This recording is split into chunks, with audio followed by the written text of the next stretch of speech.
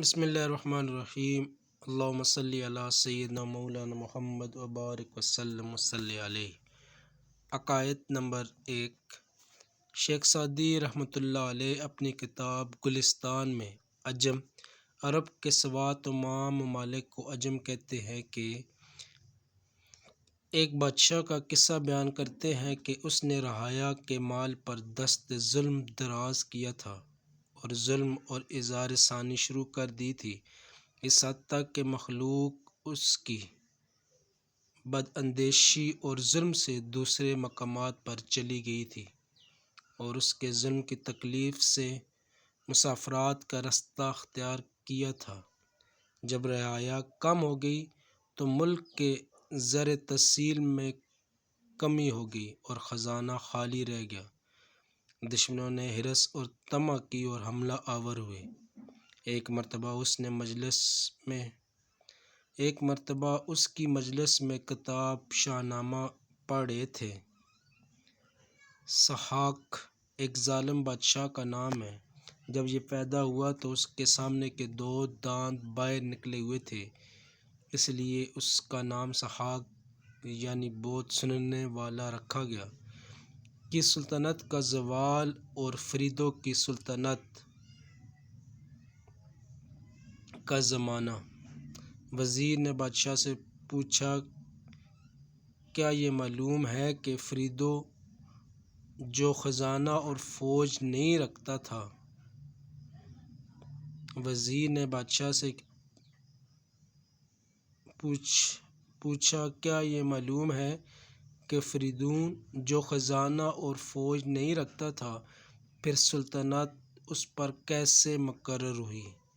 کہا گیا، جیسا تو نے سنا، مخلوق اس کے پاس حمایت کے لیے جمع ہو گئی اور مدد کی اس نے بادشاہی پائی۔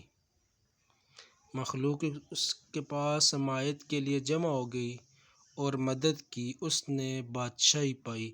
وزیر نے کہا ہے بادشاہ، جب مخلوق کا جمع ہونا بادشاہی کا باعث ہے تو آپ مخلوق کو پریشان فرماتے ہیں، شاید آپ بادشاہت کرنے کا خیال نہیں رکھتے۔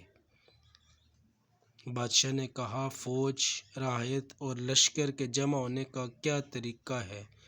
کہا، بادشاہ کو بخشش چاہیے تاکہ اس کے پاس جمع ہو جائے، اور رحم چاہیے تاکہ اس کی سلطنت کی پناہ میں بے خوف بیٹھے رہے، اور تجھ میں یہ دونوں نہیں ہے۔ نصیحت کرنے والے وزیر کی نصیحت بادشاہ مخالف طبیعت کے موافق نہ ہوئی۔ نصیحت کرنے والے وزیر کی نصیحت بادشاہ مخالف اور طبیعت کے موافق نہ ہوئی، اس کی باتوں سے منہ موڑ لیا اور وزیر کو قید خانہ بھیج دیا۔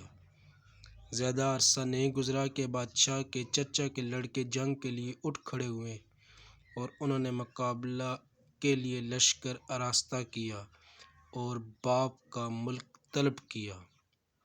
وہ قوم جو اس کے ظلم کے ہاتھوں تنگ آ گئی تھی اور پریشان ہو گئی تھی، ان کے پاس جمع ہو گئی اور ان کی مدد کی، یہاں تک کہ ملک اس کے قبضے سے نکل گیا اور ان کے قبضے میں چلا گیا۔ جو بادشاہ عاجزوں پر ظلم کرنا جائز رکھتا ہے، اس کا دوست سختی کے دن طاقتور دشمن بن جاتا ہے۔